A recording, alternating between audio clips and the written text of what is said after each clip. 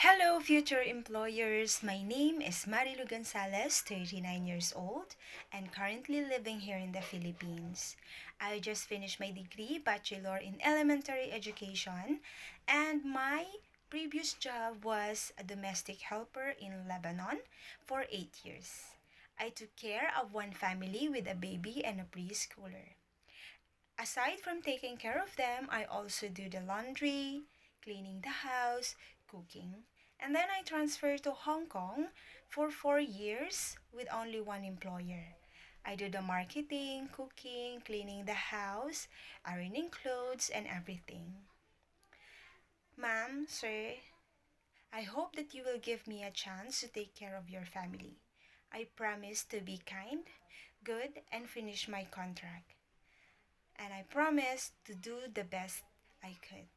Thank you and God bless.